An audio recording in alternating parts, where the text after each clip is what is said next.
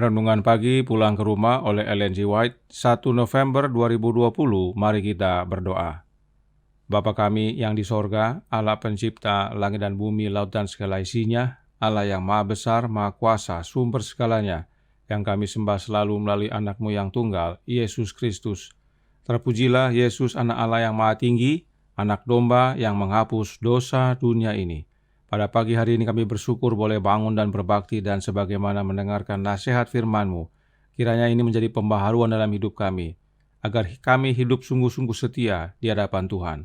Beserta kami sepanjang perbaktian ini kehendak-Mu yang jadi, ampun kami akan dosa dan salah, karena kami berdoa hanya melalui anak Allah yang tunggal, Yesus Kristus, yang adalah Tuhan dan Juru Selamat kami. Amin.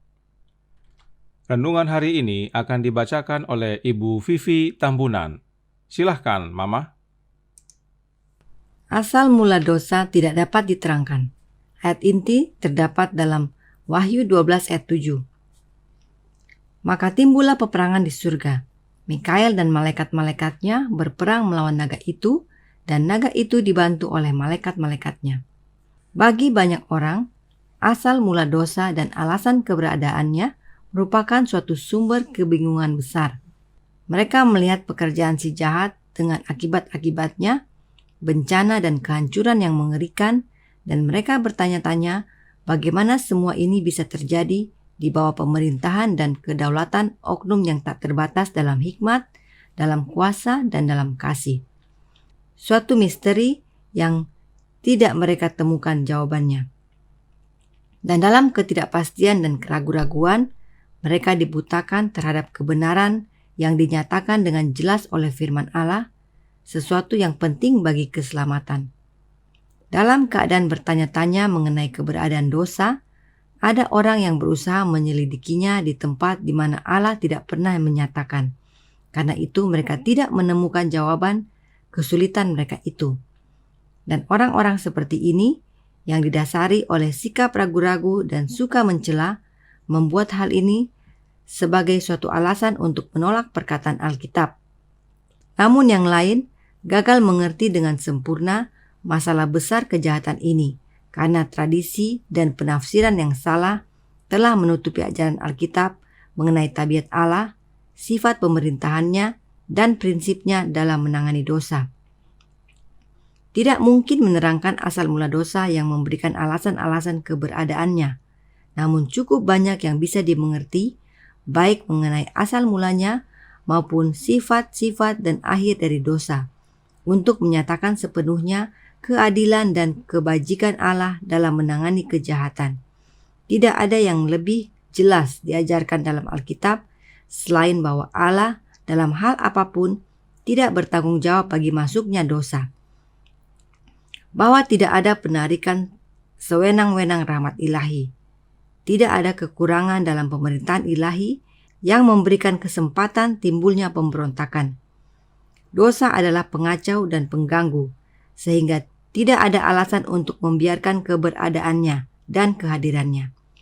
Dosa adalah sesuatu yang misterius dan yang tidak dapat diterangkan dan dipertanggungjawabkan. Memaafkannya berarti mempertahankannya. Seandainya maaf untuk itu ditemukan atau alasan keberadaannya bisa ditunjukkan, maka itu tidak menjadi dosa lagi. Definisi kita satu-satunya adalah yang diberikan di dalam firman Allah. Dosa adalah pelanggaran kepada hukum. Dosa adalah sesuatu yang bekerja di luar prinsip, yang berperang melawan hukum kasih yang agung yang menjadi landasan pemerintahan ilahi. Allah menginginkan dari makhluk ciptaannya pelayanan kasih, penghormatan yang terbit dari penghargaan kepada tabiatnya. Dia tidak menyukai kesetiaan yang terpaksa, dan kepada mereka diberikannya kebebasan kemauan, agar mereka boleh memberikan pelayanan sukarela kepadanya. Alfa dan Omega jilid 8, halaman 515-517. Terima kasih. Terima kasih atas penata layanan Ibu Vivi.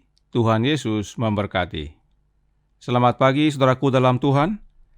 Kita tiba di bulan November dan tema di bulan ini adalah pertentangan besar, atau dalam bahasa Inggris The Great Controversy. Dan hari ini kita akan melihat tentang dosa.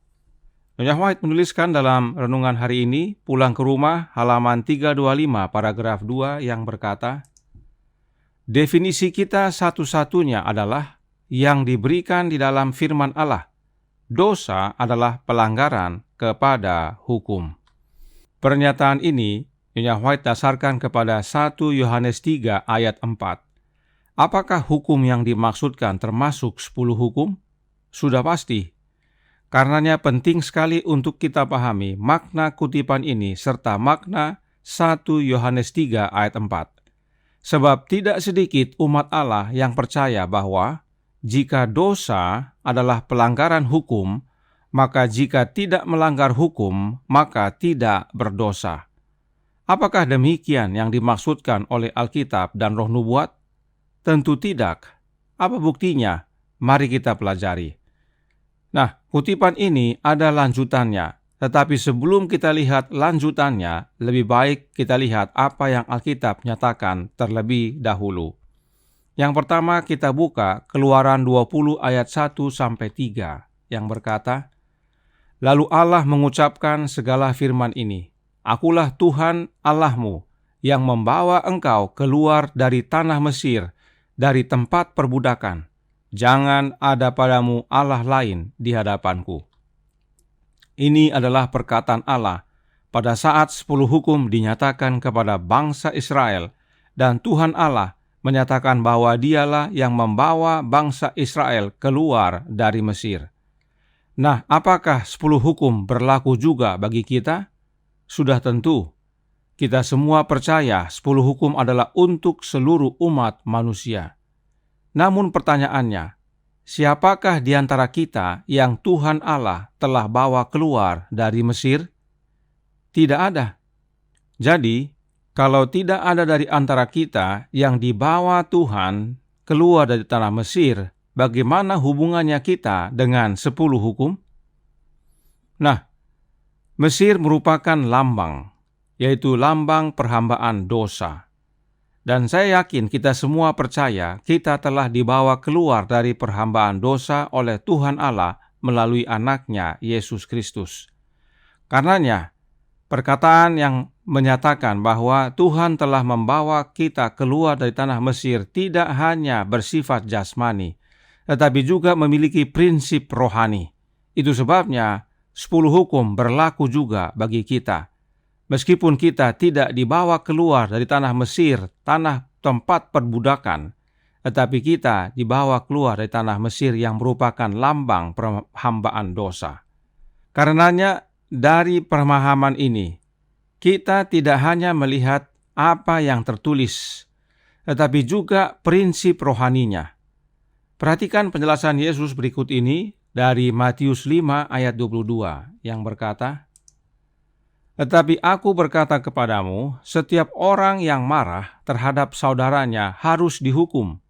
Siapa yang berkata kepada saudaranya kafir harus dihadapkan ke mahkamah agama, dan siapa yang berkata jahil harus diserahkan ke dalam neraka yang bernyala-nyala. Pertanyaan, adakah hal ini tertulis dalam 10 hukum? Tidak ada. Tetapi prinsipnya ada, yaitu jangan membunuh. Ini adalah penjelasan Yesus. Kemudian, satu lagi. Dalam Matius 5 ayat 28, Yesus menyatakan, tetapi aku berkata kepadamu, setiap orang yang memandang perempuan serta menginginkannya, sudah berzinah dengan dia di dalam hatinya. Pertanyaan, di mana di dalam 10 hukum ada tertulis bahwa melihat perempuan dan menginginkan sudah berzinah? Apakah ada? Tidak ada. Tetapi prinsip pelanggaran ini berhubungan dengan hukum ke-7, yaitu jangan berzinah.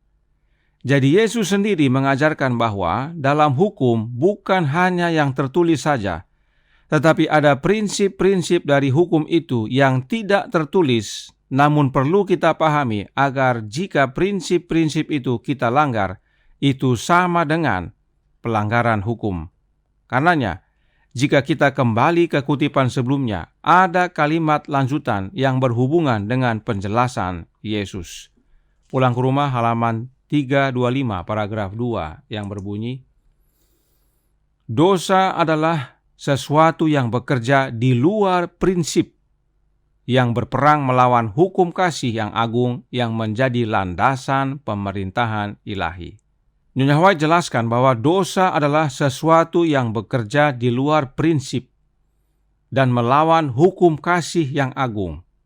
Inilah yang Yesus jelaskan, dan tolong ingat baik-baik karena kita akan lihat aplikasinya sebagaimana kita melihat penjelasan baik Roh Nubuat maupun dari Alkitab. Jadi, jika kita hanya berpatokan kepada yang tertulis dan bila tidak melanggar yang tertulis, maka kita tidak berdosa, maka kita dituntun kepada pembenaran oleh perbuatan atau membenarkan diri sendiri. Sebab kita berkata, saya tidak membunuh, tetapi masih marah-marah dan menganggap itu lumrah dan alamiah. Kemudian, saya tidak berhubungan seks dengan wanita lain, maka saya tidak berzina, tetapi dalam pikiran saya membayangkan wanita lain dan menganggap itu wajar karena demikianlah laki-laki, yang penting tidak melakukan. Tetapi Yesus katakan, meski tidak berbuat, namun melanggar prinsip hukum itu, maka sudah berdosa. Kenapa kita harus pahami semuanya ini? Karena dalam Christ Object Lesson halaman 305 paragraf 3, Roh Nubuat menyatakan, hukum Allah adalah salinan dari karakternya, dan Allah adalah kasih. 1 Yohanes 4 ayat 8. Karenanya, hukum Allah adalah hukum kasih. Ingat tadi, bila mana kita melanggar hukum kasih agung, ya, yaitu kasih Allah. Nah, apakah hukum kasih bisa cukup dengan yang tertulis saja? Tentu tidak.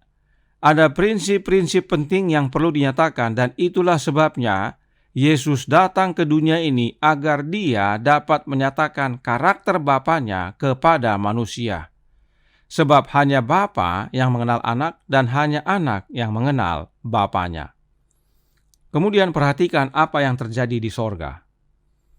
Manuskrip Releases volume 3 halaman 331 paragraf 2 yang berkata, semua dosa adalah keegoisan. Dosa pertama setan adalah keegoisan. Dia berusaha untuk meraih kekuasaan untuk meninggikan diri.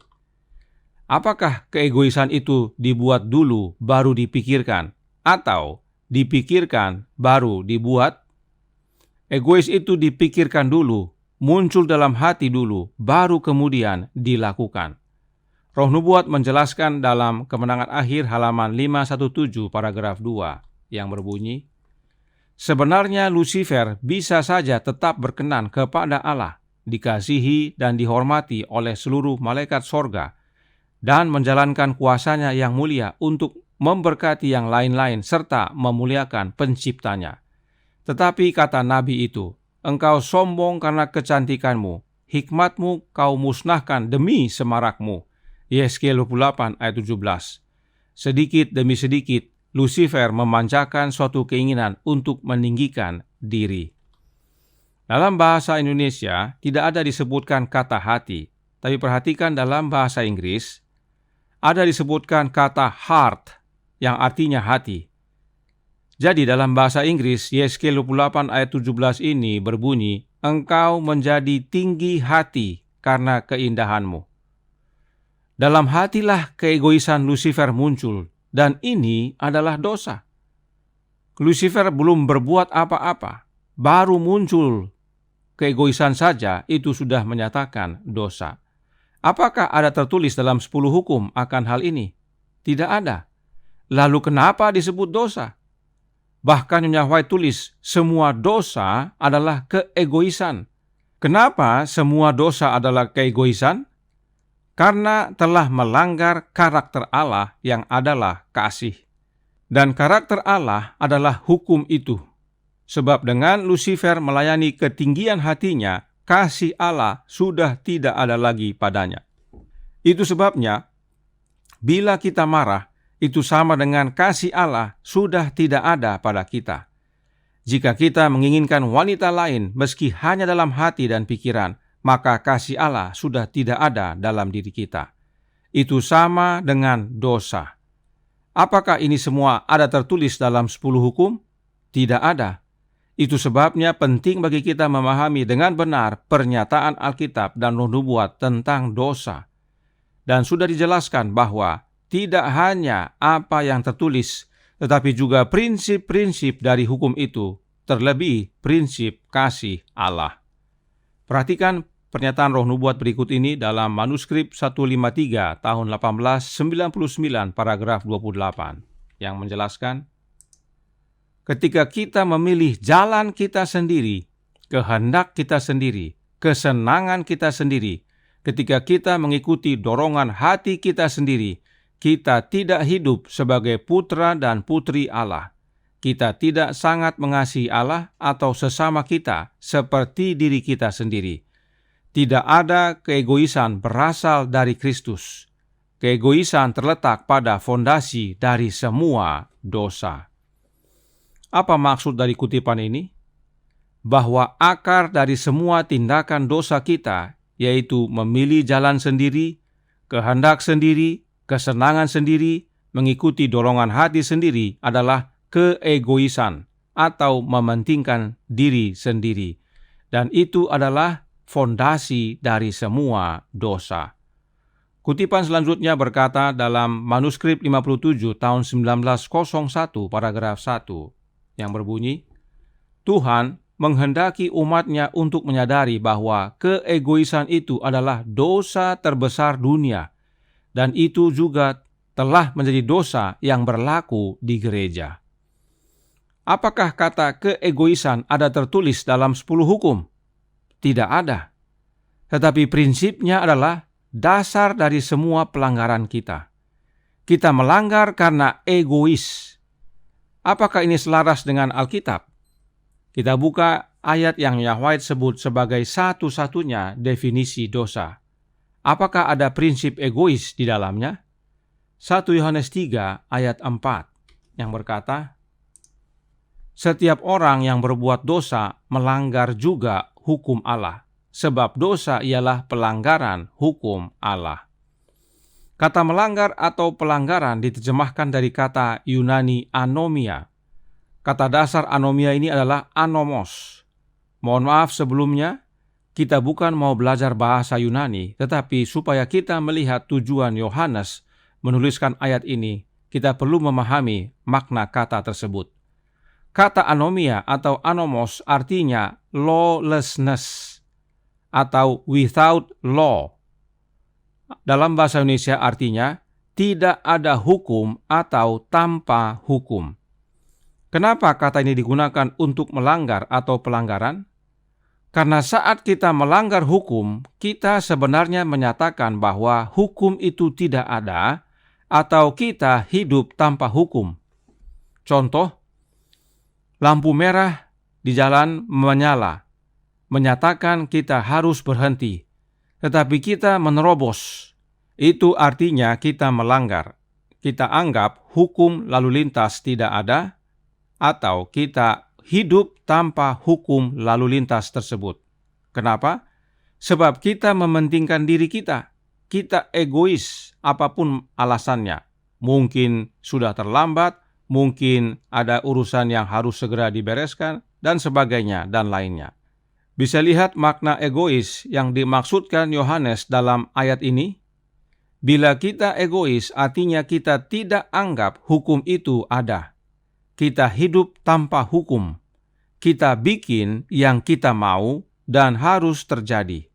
Inilah egois dan inilah dasar dosa besar dunia. Apakah hal ini tertulis dalam 10 hukum? Tidak ada. Itu sebabnya Yesus jelaskan, demikian juga Yohanes. Kiranya ini menjadi pembaharuan bagi kita dan tidak terjerumus kepada pemahaman yang salah tentang ayat ini dan tentang dosa, yang mana seringkali menuntun orang merasa berpikir bahwa pelanggaran dosa itu hanyalah melanggar apa yang tertulis. Tetapi ada prinsip-prinsip hukum itu yang perlu kita pahami. Itu sebabnya Yesus datang menyatakan dan menjelaskan agar kita mengerti akan karakter Allah, sebab hukum adalah salinan karakternya, dan karakter Allah adalah kasih. Kiranya ini menjadi kekuatan bagi kita agar mengandalkan Yesus dalam hidup ini, dalam menghidupkan hukum, sebab kegenapan hukum ada dalam hidupnya. Tuhan memberkati, saya bawa dalam nama Yesus. Amin. Mari kita berdoa. Bapa kami yang di sorga, Allah pencipta langit dan bumi, laut dan segala isinya, Allah yang maha besar, maha kuasa, sumber segalanya, yang kami sembah selalu melalui anak-Mu yang tunggal, Yesus Kristus. Terima kasih atas nasihat yang baik ini, agar kami mengerti dengan benar tentang dosa. Kami sering salah dalam memahami firman-Mu dan nasihat Roh Nubuat. Hari ini kami mengerti dengan baik, bahwa dosa itu bukan hanya melanggar apa yang tertulis, tetapi juga ada prinsip-prinsip yang penting, teristimewa. Hukum adalah salinan karakter Allah, dan karakter Allah adalah kasih. Kiranya ini menjadi pembaharuan kami. Hadir dalam hati kami ya Yesus, kehendak-Mu yang jadi. Ampun kami akan dosa dan salah, karena kami berdoa hanya melalui anak Allah yang tunggal, Yesus Kristus, yang adalah Tuhan dan Juru Selamat kami. Amin.